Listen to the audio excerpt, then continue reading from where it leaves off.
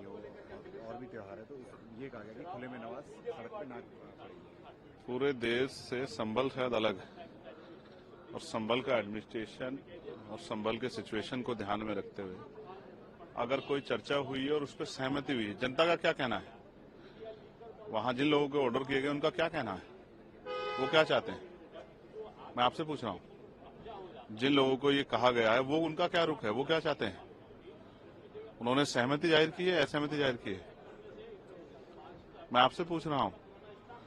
उन्होंने सहमति जाहिर की है, असहमति जाहिर की?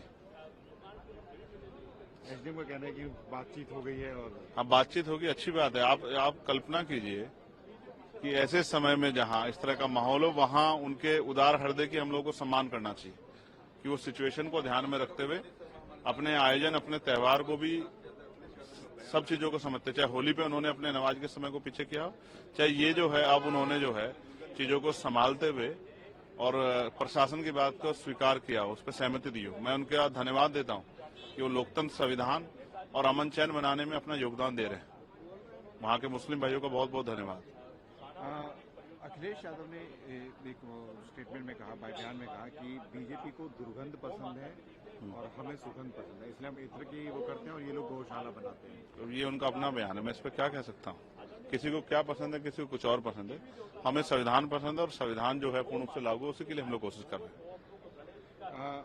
रामजी लाल सुमन पे जिस उनके घर पर अटैक हुआ, एक टिप्पणी के बाद, उसके बाद हालांकि ये उत्तर प्रदेश की कानून व्यवस्था का हाल है। आप देखिए, एक चुने हुए सांसद के घर पे इस तरह का हमला होता है और ये तब है जब उत्तर प्रदेश के मुख्यमंत्री आगरा में थे। ये एक सुनियोजित हमला है जिसको संरक्षण दिया गया है कि वो जाके हमला करके एहसास कराएं कि कोई किसी भी तरह की जो अभिव्यक्ति की आजादी उसका प्रयोग ना कर पाए। और मुझे तकलीफ इस बात की है कि जिस दल से वो हैं उस दल के बड़े नेताओं ने उनका संरक्षण नहीं किया। हालांकि ये कहकर छोड़ दिया कि भाई दलित समाज आते हैं इसलिए हमला है। कल अगर आप पिछड़े वर्ग का कोई आपका जो मेंबर्स है वो वैचारिक बात करेगा तब भी आप ऐसे छोड़ देंगे? यही हमला क्या अगर समाजवादी पार्टी के वरिष्ठ नेताओं पे होता, उनके घरों पे होता, तो क्या पार्टी इस तरह छोड़ देती? ऐसे समय में रामजी लाल सुमन जी का हाथ पकड़ना चाहिए था पार्टी के सीनियर लोगों को।